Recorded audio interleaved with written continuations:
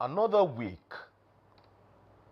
Lives lost to banditry in Zamfara and Katsina. Kidnappers now demand cryptocurrencies. Farmers abandon multi-million naira crops. Businesses pay multiple illegal taxes just to stay open.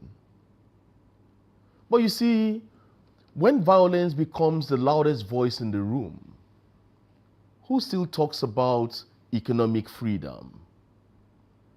And so this morning on the agenda, we ask the hard question: is Nigeria's security collapse now the biggest obstacle to economic liberty? And can we restructure power itself to set the people free? Well, good morning, Nigeria, and this is the agenda, and I am Chike Obogu. If you opened your phone this week and you didn't see at least one video of masked men with AK-47s, then count yourself lucky. Violence is no longer breaking news. It is the new norm. But my guest this morning has spent some years trying to measure exactly how much this violence is costing our economy and our future. Bayonle Fesobi, he is the Director of Research at the Ominira Initiative, a public policy think tank that insists true economic freedom begins with fiscal safety and genuine federalism. Bayonle, good morning and welcome to the agenda. Thank you so much, Chike. Good morning. And how do you see the spate of kidnaps, killings, banditry, attacks, herders, farmer invasion? How do you see all these? Every day you wake up, you see these things. Do you see it as a norm now in Nigeria? Or do you see it as something that could just come and go, a phase? Thank you so much, Chike. And it becomes worrisome now that the numbers are growing. Of a fact, the spate of violence in Nigeria has been on the rise in the last 10 years. In fact, you see very many of the killings that happened the last 2 years could cover up for how much of killings that has happened in the last 10 years before now. And that becomes worrisome. It becomes important for us to begin to count our cost and see what implications this holds for us. It's not that the killings have not been there before now, but the rate at which they have now become sporadic and becoming a spillover effect of several other things and events and activities that happen, it becomes important for us to now pay attention to exactly what this violence, these killings, this banditry, this violence is causing not only Nigerians, but of course, the core of what makes up Nigeria, which is the Nigerian economy. How much of these killings affect Nigerians? How much of these killings affect our economy as a whole? How much are we losing? How much goes into trying to recover and stabilize the security infrastructure that we have? This becomes everyday worry for any serious thinking Nigerian. Well, talking about the economy, you want to ask, is Nigeria's security collapse now the biggest obstacle to economic freedom in Nigeria? Because that's the end product of what we'll be discussing today. We want to ask that question and find answers to that question. But do you think it's an obstacle to economic freedom at the moment? Absolutely, Chike. Collapse of security is a major obstacle.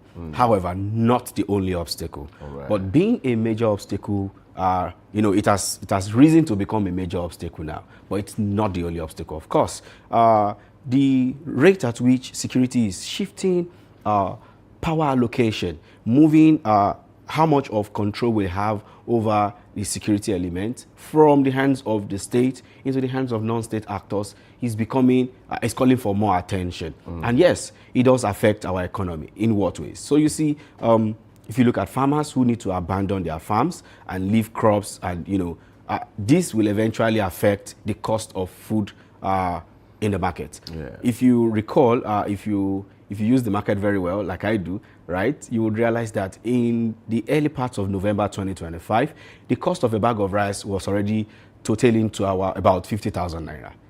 You know, we were already predicting that, oh, if care is not taken, we might buy a bag of rice for 50,000 naira or less by Christmas or by December. Yeah. And, you know, just a week of, you know, increased violence, the cost of a bag of rice begin to increase from, you know, 52, 53, sometimes 51,500. We started climbing to 54. As of this morning, a bag of rice goes for about 56,000 naira. About 56,000. 56,000. So we are looking at how much of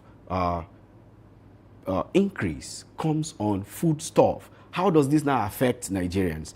This, I think it was yesterday, you know, one of our colleagues was, you know, went to the market to do surveys and then got a rubber, a Congo for about 2,000 naira. And that marked like a 200 naira decrease. And just this morning, it's gone up to about 2,100 again. And you can be sure that's how it's going to rise. And how does this happen? It happens gradually when travelers need to, abandon the safe routes because of banditry or the fear of attacks. They now need to take safer or longer routes, you know, in their quest to want to deliver on their, you know, demands and KPIs.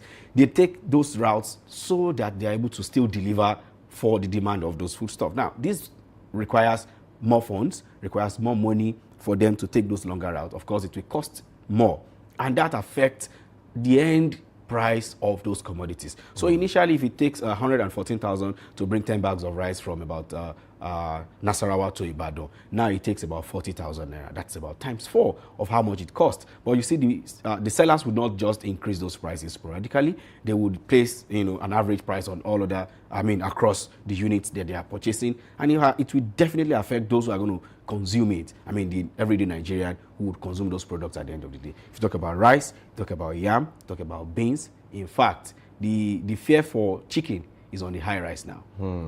Well, if we look at the numbers now, and in the last 12 months alone, you see that numbers of killings, number of people being killed by non-state actors has increased astronomically. Correct. Especially when you compare with the past 10 years. And then we'll look at it. If you may walk us through the economic cost. People hear banditry and they think it's only about Zamfara. They think it's only about Nasarawa, Borno, and all that. Now, looking at the cost now, why should a CEO in the Southwest, say Ibadan or Lagos, why should a CEO get himself worried about this whole banditry issue, not only thinking about Zamfara alone? Why should we start thinking about it here? Thank you. This is Nigeria. We cannot run away from it, the fact that it belongs to us. If we abandon what worries or what troubles Zamfara State, because you are in Lagos or you are in Osun State where it looks a little bit calmer, you might not tell how much of this is going to affect you. I'll give you 2 scenarios and I would pivot into the economic implications of this. Now, there was deployment of corps members to various states as, you know, as usual practice, and everyone was on the, you know, panic mode. The fact that, oh, why should you have to deploy corps members to a particular region knowing the, impact of insecurity in these areas? Now, for a company in Lagos or a parent in Osun State who does not want to care or bother about what happens in Zamfara State, if your staff or your child or your, you know, relative or loved one gets posted to Zamfara State, I'm not sure you would rejoice about it. That's one. So there's this psychological effect that has on not only anybody living far away from Zamfara State, but across the country. Nobody wants to put their lives in danger. Every Nigerian loves their life, irrespective of how uncomfortable we might be. You know, nobody still wants to die. Nobody still wants to lose their credibility in terms of, you know, having to put up their human dignity. So you see, this psychological effect this has on Nigerians is taking a toll. Now, if you translate this into the economic effect, you see how the cost of transport, the cost of fuel, the cost of food prices, the cost of everyday living becomes very, very high and almost becoming unaffordable for Nigerians. Yeah. And you see, so if you think that the over 2.2 million people who have been killed by banditry and violence in the last 2 years, between 2023 and 2025, the highest growing in 2020, between 2024 and 2025, you see that these are lives of human beings. I mean, these are Nigerians who have dreams, Nigerians who have hopes, who have aspirations, who have, who should contribute into the economy. So you see the active brains are leaving.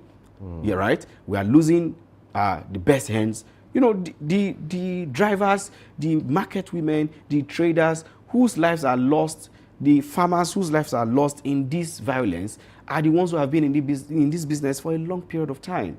If we lose them now, as we keep losing them, the economy has to suffer for it. How? We now need to start training, start almost from the scratch, because those who knew these pathways, those who knew these patterns that has worked, have phased out, been taken away by this violence and banditry. So if you talk about the economic effect, Nigeria is losing about say 800 million every other quarter. If care is not taken, it might move into a billion naira by this last quarter, if assessments are correct. So if we look at security itself, there was the time state governors, even up till now, have been clamoring for state policing. Give us state policing, and then this whole thing will end tomorrow. And then the president then said, no, we can't do this. State police will be abused. But today, from the dailies, we have Mr. President telling the National Assembly to speed up bills that would enable states have state policing to cushion the effect of insecurity in the country. Now, the question now is it long overdue, or did Mr. President suddenly wake up? I wouldn't know the mindset of Mr. President on this, but of course, Nigeria is long overdue for a state police. However, caution must be taken in the place of the infrastructure that needs to be put in place. So you see, it's important that we understand how policing works. And for a state or a country like Nigeria, state policing is obviously the best for us. However, the kind of Nigerians that we have will determine the success of whichever policy. Isn't that being influenced by a 1999 constitution that centralizes insecurity? Okay, so you see, security being centralized does not mean that every other person cannot provide some forms of security for themselves. Let's look at it this way. So you see, the issue of local government autonomy is where we need to start taking caution from state police. Now, this is how it works. If we say local government should get their autonomy, that also means that they are able to, financial autonomy now in this case. That means the states are also ready or capable enough to handle policing. Now, in a case where we still battle with the Nigerian Army, Nigerian Air Force, not having to sync, with each other in terms of operations and their duties, it is not outrightly the best until we fix our infrastructure. State policing, yes, might look good on paper, but for now, just like the local government autonomy looks good on paper, and we really need to assess how much of this is going to, how much practicality this is going to earn us as Nigerians. Because at the end of the day, you ask yourself, is the local government prepared to handle the financial autonomy it's clamoring for? And then you ask the similar question for state police. Are the state governors ready, infrastructure-wise, personnel-wise? Then, like I said, the mindset of Nigerians has not changed. The experience that, if I have the police, I have them at my pocket. The reason why we have not experienced much more abuse is because there is a federal control. Why we need to decentralize that federal control? Are we sure that decentralizing this power will eventually translate into what we have, what we want? We tried it before. Okay, it yes. worked. but for the military incursion, it was short-lived. That's the Republican Constitution, 1963 to 1966. However, it worked. So now we have something similar, despite the fact that they are there, but some people call them community policing. That's the Amotekun Corps. Yeah, now, for the Southwest. Yes, so the Amotekun Corps is a regional security outfit. Exactly. Doing their jobs, not being influenced by, seemingly, not being influenced by any state governor, as it were.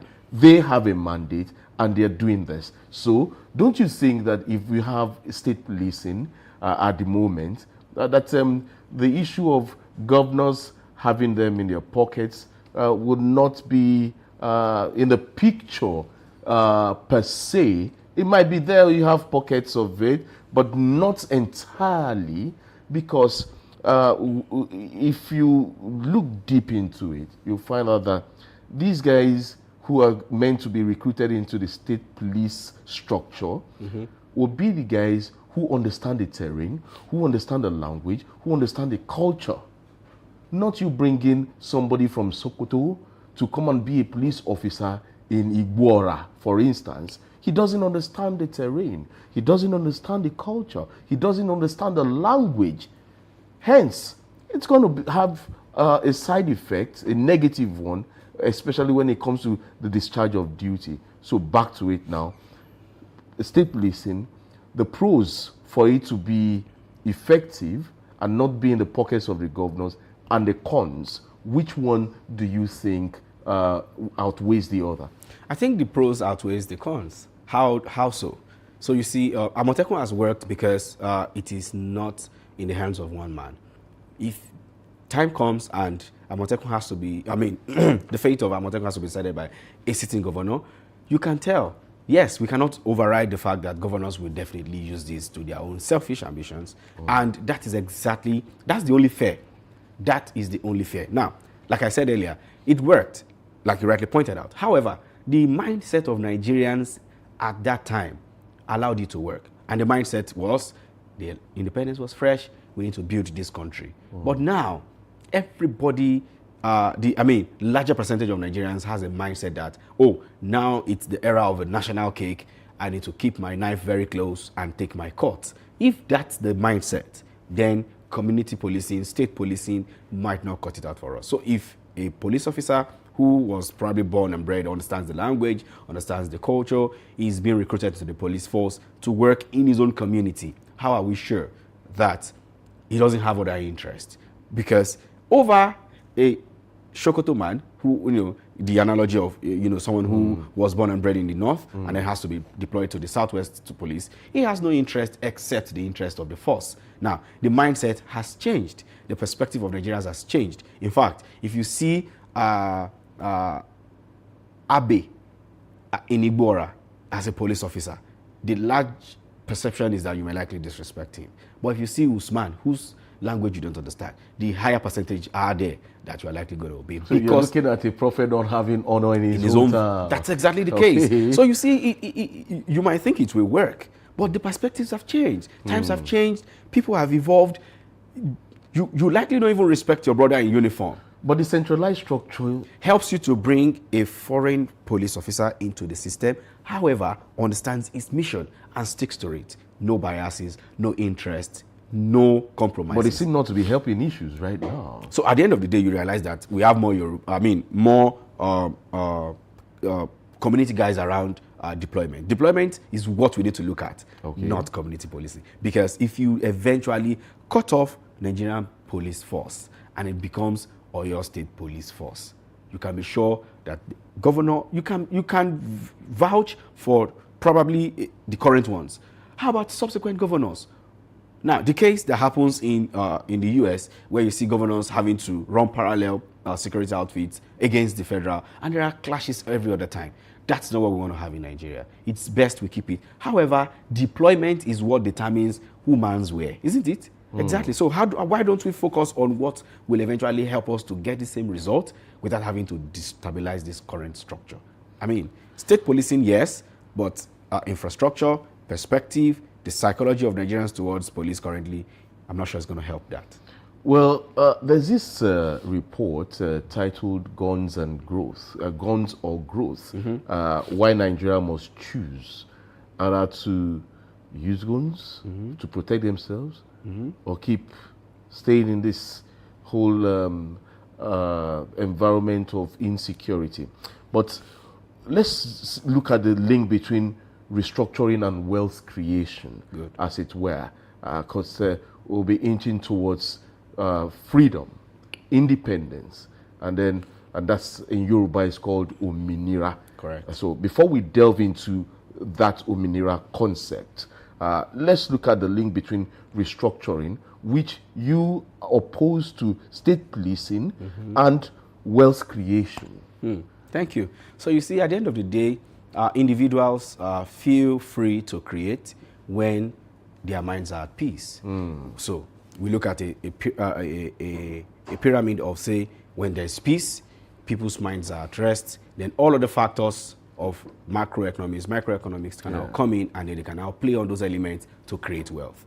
When peace is out of the equation, it is difficult for a sane mind to want to create wealth. So you see, there is a very closed, knitted link between wealth creation and security.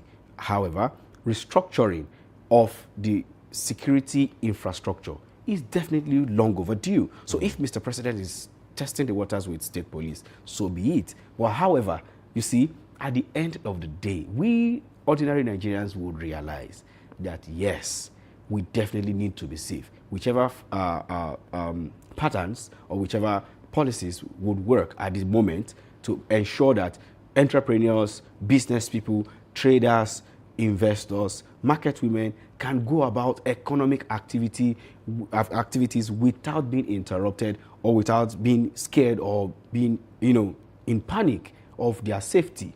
That is what can guarantee wealth creation. So restructuring, yes, let's restructure. Let's, and like I said, rather than bringing state policing, why don't we try some forms of redeployment, strategizing, right? So that we, fine tune what we have at the moment. It's working. It's been working.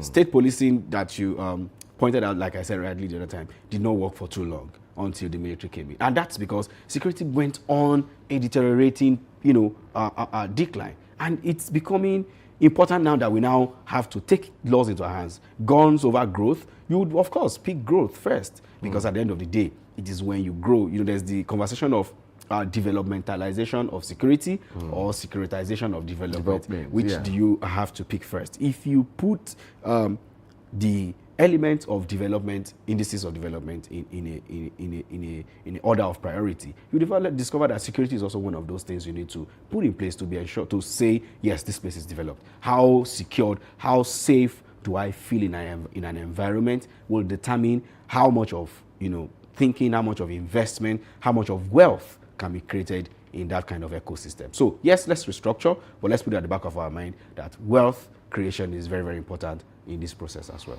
Right, we'll take a short break now, and when we return, can state police work without becoming the governor's private army? And what do we do with the fear that some states will weaponize it against opposition? Stay with us. Don't go away. Still the agenda.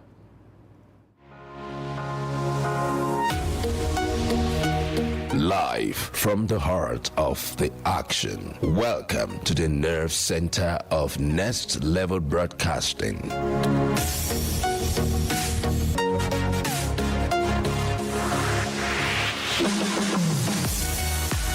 This is the OB van, where the studio meets the street. Equipped with cutting-edge cameras, crystal clear audio, real-time switching, and broadcast control, we don't just capture moments, we deliver the experience live.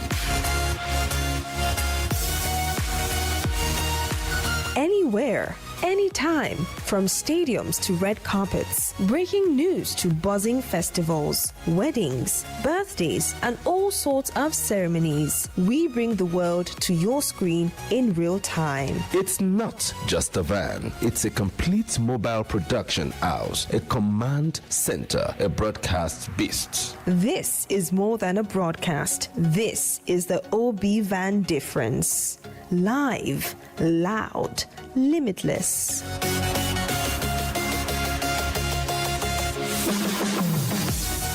Ready to go live? Like never before. Book the OB van today and take your event to the world. One powerful broadcast at a time. To book, call 0705 506 1061 or 0916 101 1061. Email marketing@dominion.org.ng or visit our socials on Instagram @Dominion Broadcast. Dominion Broadcast, your channel of choice.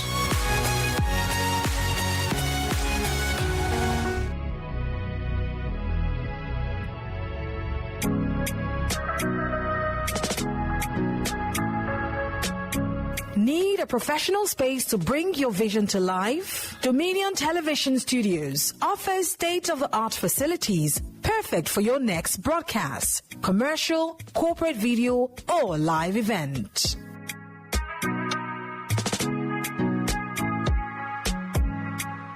With flexible rental options, cutting-edge equipment, and a supportive team, we provide the perfect environment for high-quality productions. Unleash your creativity.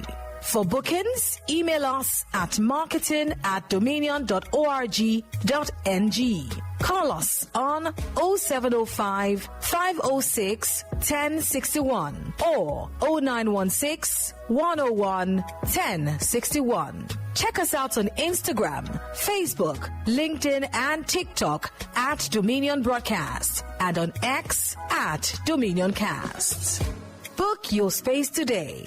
Dominion Television, your channel of choice.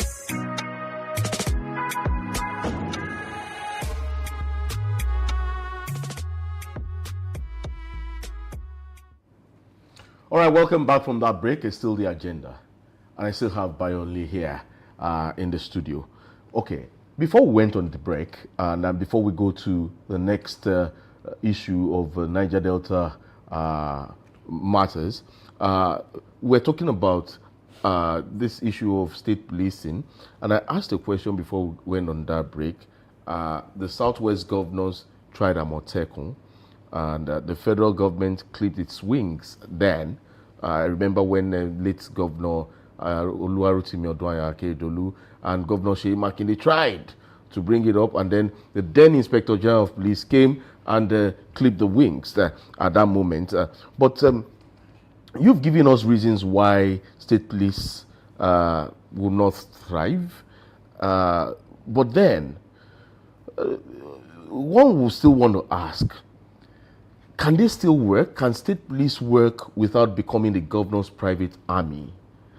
And then, what do we do with the fear that some states will weaponize it against opposition?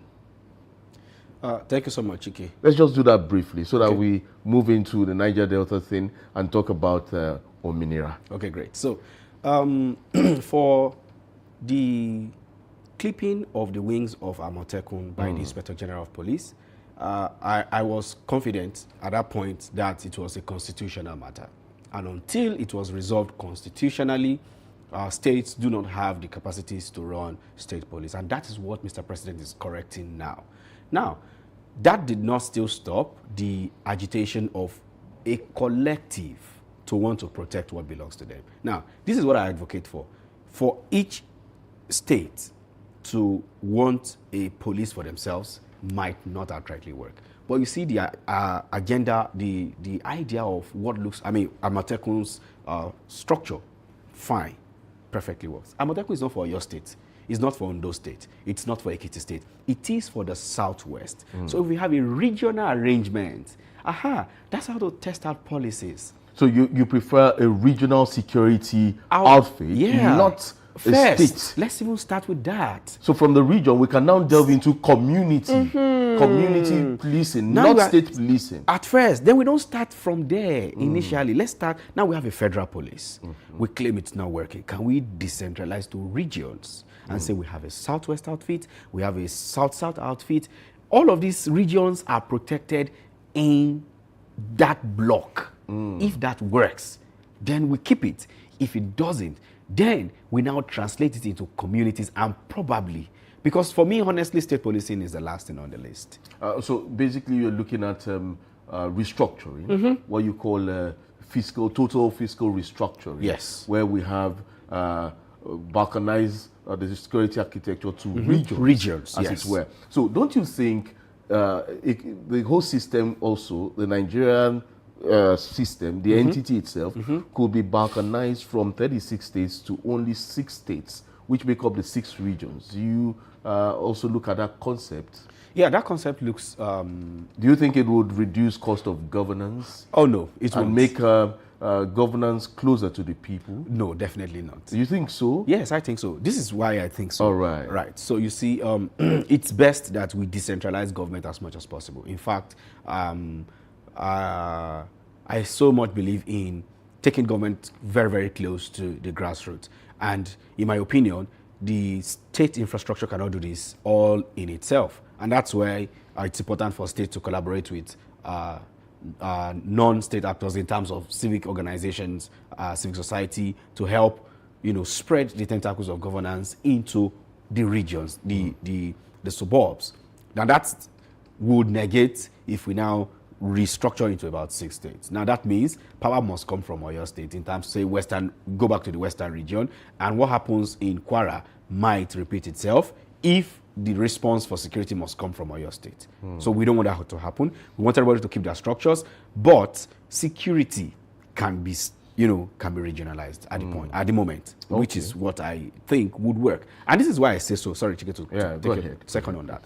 That if we allow regions to protect themselves, to have this security outfit, it will help reduce or complement. It is not running parallel. It's only complementing. You see the way Amotekun guys have been running? They are only addressing issues that concerns the local. They are not interfacing with border issues. They are not interfacing with trading issues. They are not interfacing with banking issues. What are they interfacing with? People having to keep up with the traffic, people having to not dispose waste indiscriminately, and settle local disputes. Are focused on their mission. There is no issue. The federal police has its own clear-cut job. The Amotekun guys are only complementing it. And part of their clear-cut job is carrying bags for VIP. I think we see it. I think the IG will be the one to answer that. We see it. Yeah, we see it, but then I'm not sure that's constitutional, you see. And that's part of why we say state police might not work. Because they would definitely take a clip off the federal police, which, of course, will be very, very bad for us. Well, let's talk oil briefly. The Niger Delta has been restructured on paper, and we have 13% derivation, amnesty, and even the NDDC, etc., etc. Yet, we still have pipeline vandalism coming back. We have youths who are returning to the creeks. And so, you want to ask, did restructuring actually work there? Did it work there in the Niger Delta? Despite having the Niger Delta Development Commission, despite having the amnesty program, having 13% derivation, trying to restructure the Niger Delta. However, we have the guys coming back to the creeks, we have pipeline vandalism back again. So, did restructuring work or did it fail? What you cannot take away from Nigerians is their potential ability to want to make money. Survival. You cannot take it away from Nigerians. In fact, it's a general, but for Nigerians it's higher, because we're in a terrain where survival is not just an individual quest, it is what everyone wants to, at the end of the day, attain. So you see, what you are restructuring, is it tailored to fix the problem, or you are creating new problems? More problems. Are you just scooping the surface and you are leaving out the core of the problems? See, if you settle the leader of the gang, he might share with his gang at the end of the day, but the guys, those who make up Will that, you share it adequately? will they be comfortable with that sharing? You might think that gang has gone quiet. What if they regroup? What if they start forming splinter groups? And that's what is happening now. So you see, over time, they have been made to... So that boils back to what I said earlier about perspectives. They felt, or they have been made to feel that, yes, this is going to work. Let's all leave, the violence. But has it worked? The everyday reaction the everyday action and inaction of Nigerian government plays a huge role on how Nigerians perceive its government. If the Nigerian government is not placing itself in a place to show capacity to deliver, Nigerians have no choice but to take their lives into their own hands. They have to take charge of their lives. So you see, if your restructuring program, your amnesty program, your whatever program is not people-centered, is not sustainable, is not focusing on the real people involved, not the cluster of elites that are involved, the real people who are definitely directly involved. If your program is not centering around them, then you might lose it in no short time. And that's what the Niger Delta has pivoted into, having to see militancy growing again. Of course, you will expect another dialogue, but no, the state will react first with violence. They'll come in with guns, trying to bring this military and all of that, which is not the first thing.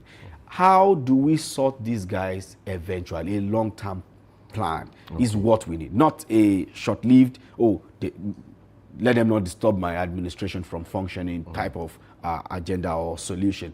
Let's look at how do we fix this place permanently and to disallow people from feeling disgruntled. Because at the end of the day, you see that it is because people feel alienated from, so this place has been abandoned, and then you people are feeding off it, the same place where, accounts for larger percentage of Nigeria's economy, and then it's like this, and then our people are like this. Of course, you see there are no kidnaps in the Niger Delta region, but of course, the militants are back, and the CRIC is going to feel it anytime soon. If we don't quickly focus on it, all right, it can become another issue very soon. So because of our time, now you talked about grassroots inclusion. Yes. So what is the role of Ominira Initiative in all this? Ominira is freedom, is independence. So what is the role of Ominira Initiative in grassroots inclusion, grassroots participation, restructuring, having a mentality of patriotism as Nigerians? Thank you so much. At Ominira Initiative, we believe that the people comes first.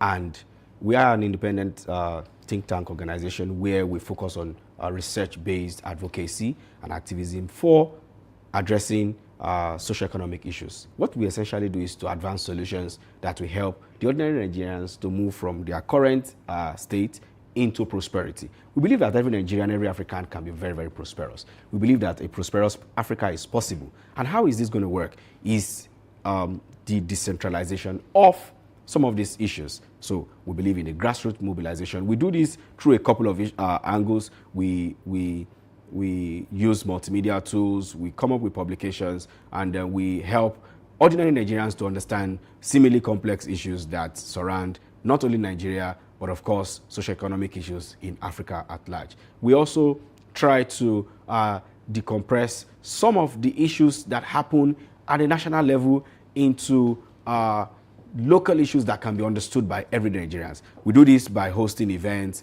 enterprise dialogues, student seminars, and we do book donations with the help of sponsors and donors. We help to translate some of this information from the local perspective to the people who need this information and can create solutions that can advance economic prosperity for themselves first, and then for their economy, for their immediate economy.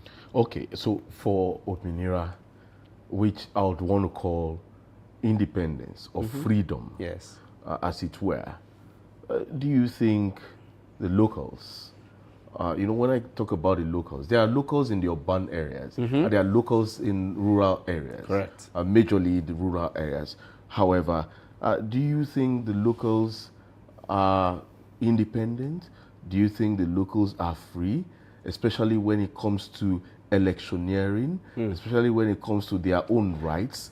Are they free? Are they independent? Is Ominira going to give them real Ominira? That's the concept. So we want every Nigerian to have that mindset that they are free. Now, and how does freedom works? It starts from your mind. If you feel caged, you will be caged. But if you feel that you are free, then you begin to experiment those elements that will make you to express your freedom. So for instance, we say, take the market into your hands.